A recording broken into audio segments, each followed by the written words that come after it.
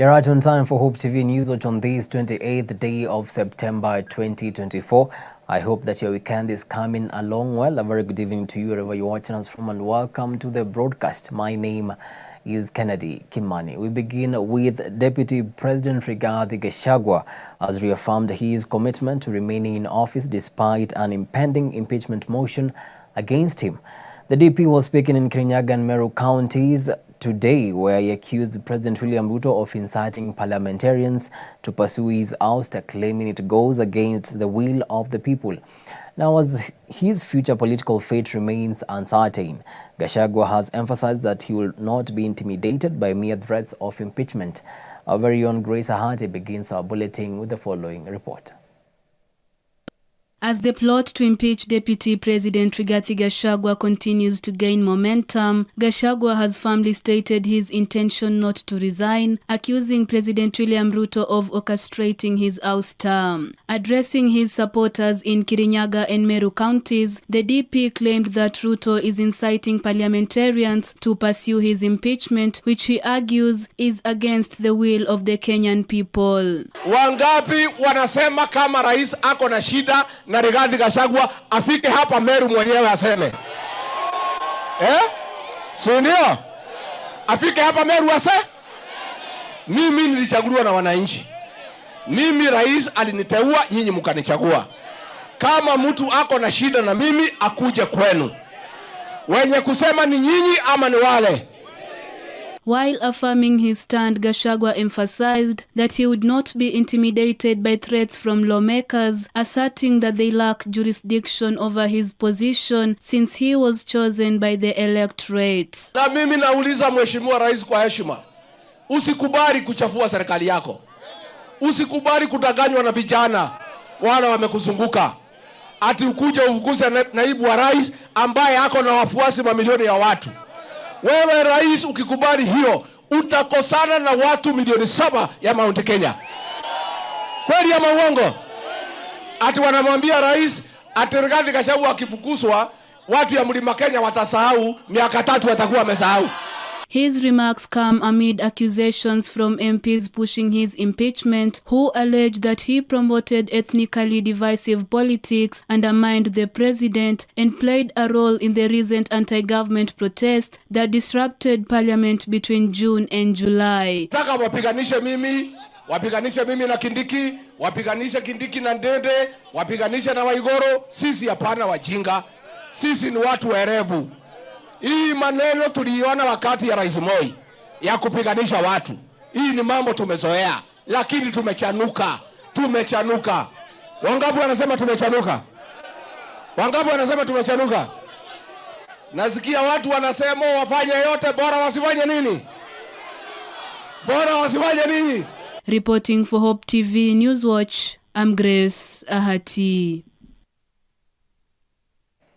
Thank you so much, Grace, for that report. Moving on swiftly, and First Lady Mama Rachel Ruto has rallied her fellow First Ladies in Africa to fast-track gender equity and in their countries to ensure that girls and women are given equal opportunities for education and empowerment. The First Lady was speaking in New York during the closure of the Organization of African First Ladies for Development #WeAreEqual meeting on the sidelines of the UNGA 79. The campaign was launched in 2023 and brought together First Ladies from Africa around 4 common themes, that is health, education, women's economic empowerment, and gender-based violence. Globally, our flag now holds a unique and powerful position that allows us to convene, facilitate, open doors, and mobilize resources in ways that few others can. The #WeAreEqual in Action campaign will use this influence to create a long-lasting impact for our people in Africa. We will succeed because we are hungry for change and passionate about the future of our continent and our people. We will create a future where every African child, every woman, and every man thrives. With your continued participation, we can dream bigger, act faster, and go further. As we usher our flag into the next phase of our journey dubbed the We Are Equal in Action campaign, let us harness our collective power as First Ladies and the support of our partners to turn our aspirations into sustainable impact. The First Ladies who have launched the hashtag We Are Equal country campaigns know the pride that comes from knowing that the cause you are championing is the same cause a sister is advancing in Dakar, Senegal, in Windhoek, Namibia, and a small village in Masai Mara, Kenya. This solidarity makes us stronger, and the shared vision powerfully propels us forward. This movement is powered by the passion burning in each one of us and the determination to act and bring real change to our communities. Away from that, and the Cabinet Secretary for EAC, ASOLS and Regional Development, Beatrice Askul, and a Sigoro Member of Parliament, Peter Lochakapong, have put bandits on notice over rampant cases of insecurity in the North Rift region, especially along the West Pokot and Turkana counties border. Addressing locals in Asolot in West Pokot County, CS Askul, who hails from the neighboring Turkana County, decried increased cases of insecurity, saying during her tenure as the Cabinet Secretary, those causing tension in the region will have to pack and leave before she turns on them. Ndio sababu maendeleo hampati, na tunashukuru Mungu kwa sababu hii wizara sasa nimepewa. Mimi nitapambana na nyinyi watu wa kuuana hapa kwa hizi mipaka. Na sisemi mchezo. Mimi naitwa Askul, hiyo jina iko hii kwa hii corridor. Iko hapa hakuna, umewaisikia? Hiyo jina Askul ndio hii bado iko hapa.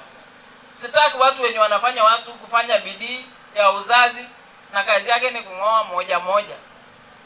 Unafikiri hiyo kazi ni ndogo? Alafu mnaanza tu kutoa watu moja moja kimchezo. Kwa hivyo juu ya njaa, juu ya jua, juu ya kila kitu, tunaanza kungoa wale wachache Mungu amebahatisha kuwalea. Kama mama mzazi siwezi kubaliana nayo. Kwa hivyo ninatamanio kubwa sana kwamba amani itapatikana sehemu hii. Nauliza pia waheshimiwa MCS waanze kuongea. Sasa waziri akiwa pale kama ni waziri wa Kenya, tukishirikiana pamoja na yeye mambo ya ukosefu wa amani itakuwa ni kitu ambayo sasa ni historia kwa enge hii na maendeleo tutapiga pamoja. Angaraka nyo asogi mwono ngebaji. Maraisi ya talete. Arete jete nyangulo ngoroge.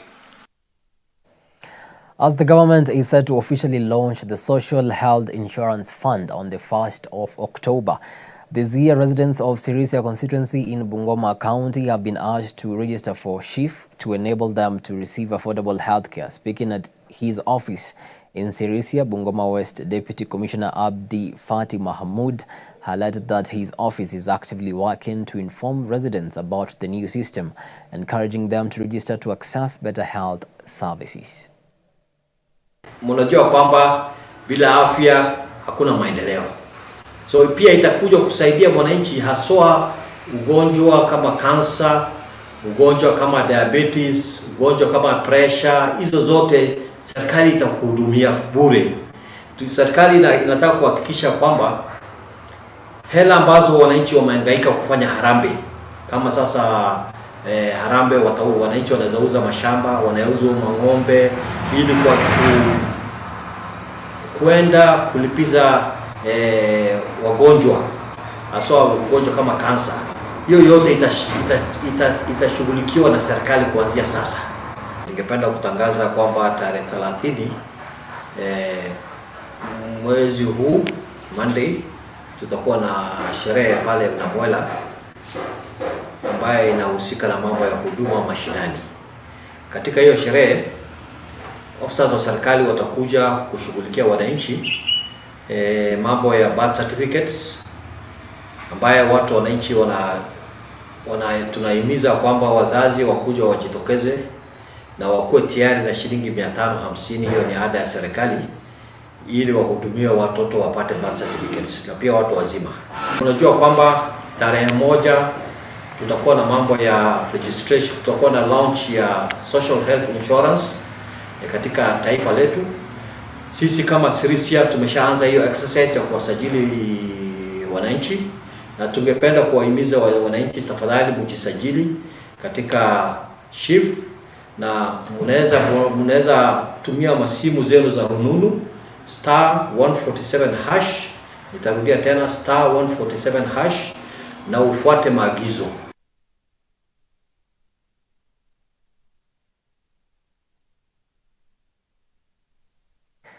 Now, youth in Bungoma County have issued a call to leaders across various sectors to step up and provide support that will empower them to sustain their livelihoods. Speaking after the launch of the Kenya Youth Organization Movement in Sirisia, led by their chairman Aza Kwanjala, they emphasized the need for leaders to facilitate various development projects rather than exploit them, especially during the election seasons. They assert that this movement aims to unite the youth across the country to speak with one voice, ensuring their concerns are heard while distancing themselves from political affiliations. Tunataka vijana waanze kusimama, wajisimamie, alafu na pia tuanze kuangalia CBOs na vitu kama hizo venye watapata empowerment, waanze projects zao, alafu watembee pamoja. So leo tumewapatia hiyo nguvu ya kuanza, na pamoja tutasupportiana kwa level yetu, na pia tunaomba wale viongozi ambao mko kule majuu wenye tumewachagua na vitu kama hizo, tembea na sisi, support us where you can and walk with us. Usituletee shilingi 5, shilingi 10, shilingi 200, kuja utuwekee pesa kwa account, tufanye projects alafu tuende pamoja. Na mwisho kabisa, vijana ni watu ambao wako na nguvu. Kwa Kiingereza tunasema they are energetic and they have the zeal. So wanaona wale watu ambao watatembea na wao, wanaona, na wale pia ambao watatembea nao bado macho inafanya nini? Inaona. These young people, almost all of them are learned.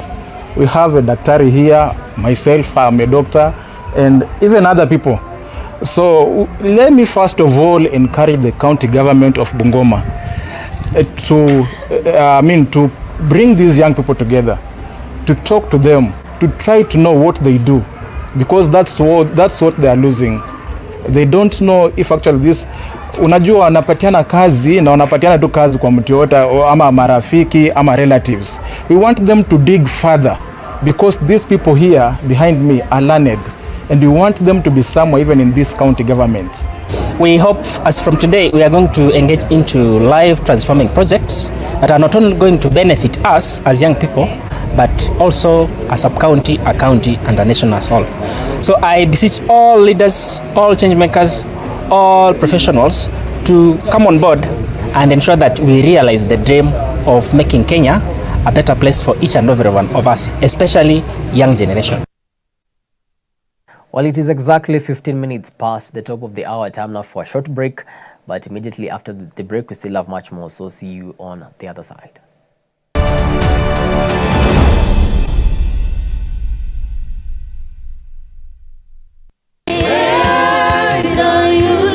Join Street Praise Kenya this Sunday for a live moment of worship. Your goodness is running out. It's running out to me. On Ultimate Worship from 7 a.m. to 8 a.m. and a repeat from 6 p.m. to 7 p.m.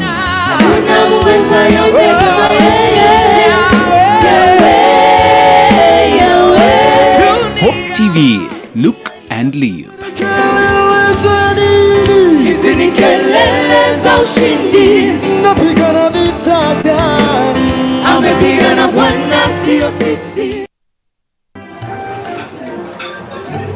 I've actually been trying to find a balance. It's been really tough and hectic, but everyone says once you get a hang of it, it becomes better, and I don't know, but I'm hoping to find a balance soon because it's really been hectic. But you've been in the job industry for a long time, so I think you would know better. Cindy? Huh? What time is it? I need to catch up on Leadership Forum. Do they have a radio here? Never mind. I brought my own. No way. You can't be serious. Wait, why do you have a radio and you can just catch up with the shows on Hope FM podcasts? Really? Even Meet of the One? Yeah. I mean, you can find them on whatever platform, name it. AfriPods, Google Podcasts, Apple Podcasts, Spotify, you name it. But I'm not subscribed on any of them.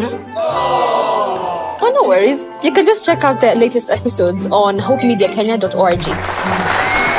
You can now listen to select Hope FM programs on your favorite podcast streaming platform or directly on our website www.hopemediakenya.org. Listen and live. Thank you for choosing Hope TV, the channel that brings you hope, entertainment, and inspiration. We value you and would like to serve you better. Talk to us by scanning this QR code on your screen or go to our social media page at Hope TV Kenya and click on the survey link by the name Hope TV Survey. It will just take a few minutes but means the world to us. We value your feedback. Hope TV, look and live.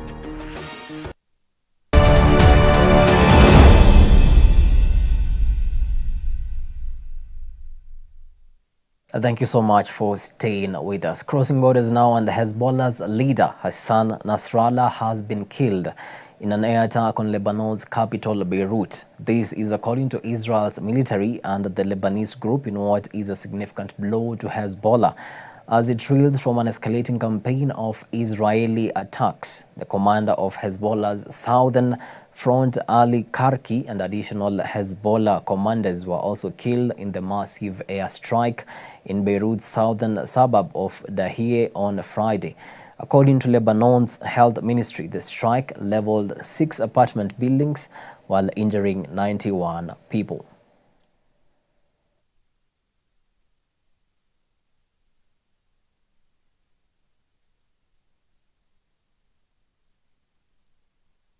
Still at it, and United Nations Secretary General Antonio Guterres has endorsed a joint US-French plan for a ceasefire in Lebanon that allows for the delivery of humanitarian relief and paving the way for the resumption of serious negotiations for a durable peace.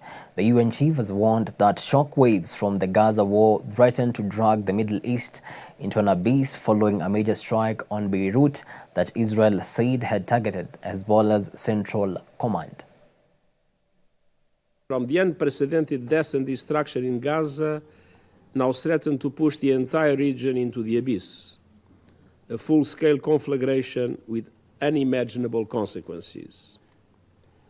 Monday was the bloodiest day in Lebanon since 2006. Today, Israeli Defense Forces struck civilian buildings in Beirut, saying they had targeted Hezbollah's main headquarters located under Nice. War in Lebanon could lead to further escalation involving outside powers.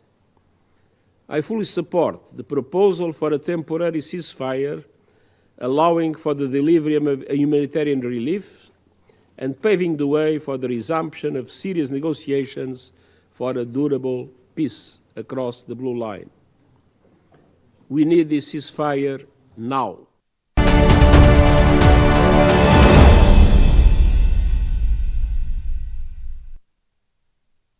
All right, let's now get down to business. And Deputy President Rigathi Gachagua has told off his critics, saying he has delivered on the coffee reforms agenda. Speaking when he toured coffee factories in Githunguri, Kiambu County to check on the progress of the ongoing reforms in the subsector and engage farmers on the government-backed legal and policy change, the DP said the case of improved prices in Gathiruini Coffee Factory is evidence that the Kenya Kwanza administration has delivered on the reforms agenda. Tulipopata nafasi ya uongozi, rais aliniuliza niongoze mabadiliko katika subsector ya kahawa, majani chai na maziwa. Na mimi mwenyewe nilisomeshwa na pesa ya kahawa. Babagu marehemu mzee Nahashon Gachagua Rediani alikuwa mkulima wa kahawa. Na siku tulisoma kahawa ilikuwa na pesa. Hapo nyumae mambo ikaharibika, tukapeana ile inaitwa soko huru, ile privatization, ukulima wa kahawa ukaisha. Ndio tulikuwa tunauza kahawa 250,000 metric tons per year, na kahawa ndio ilikuwa nambari moja katika earning ya foreign currency, pesa ya dola. Imeteremka kutoka 250,000 tons mpaka 41,000. kwa sababu wakulima walipokosa pesa wakawachana naye, na inakuwaga namna hiyo, kwa sababu kuendelea kulima na hakuna kitu napata. Mimi nilipoingia kwa hii kazi nikasaidiwa na hao wajumbe, nikafanya mkutano kubwa sana Meru ya Coffee Stakeholders Conference ya siku 3, na hao waheshimiwa walikuweko, wakulima walikuweko, tukazungumza ni nini tutafanya ndio turudishe kahawa pahali ilikuwa. Tukaona tunatakiwa tufanye mabadiliko mengi sana. Tukatengeneza sheria ya bunge Coffee Bill 2023 na Cooperative Bill 2023, kwa sababu tulipata uongozi wa vyama vya ushirika uko na matatizo.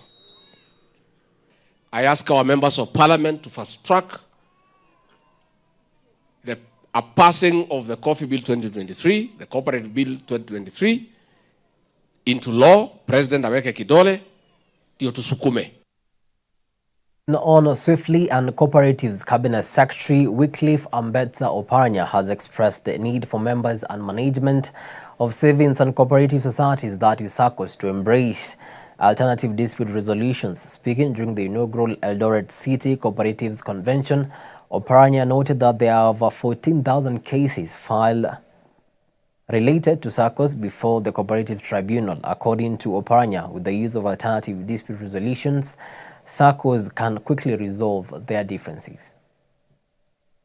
Wakati nilikutana na tribunal, cooperative tribunal, walisema saa hii wana cases karibu 14,000 na hizo ni kesi mingi.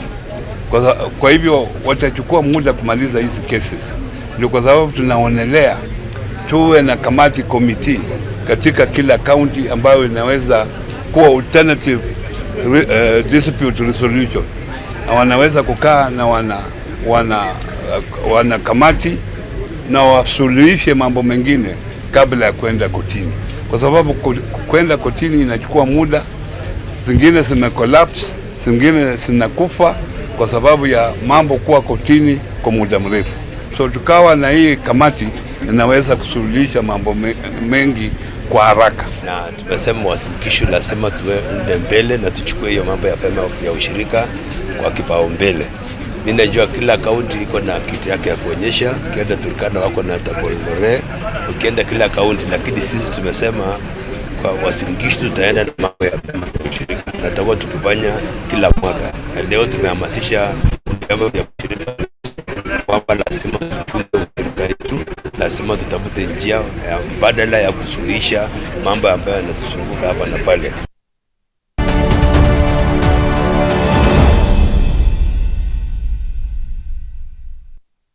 And to some sporting action now, the second edition of the Governor Wavinya Ndeti Cup has entered its second week this weekend in Machakos County, with matches being held in the Matu, Kidimani, Ndalani, Kombe and Ambioni wards. As football fans express their excitement about the matches, the climax of the camp will be in December, where the winning youth teams, particularly for the girls, are expected to be awarded 1 million Kenya shillings each.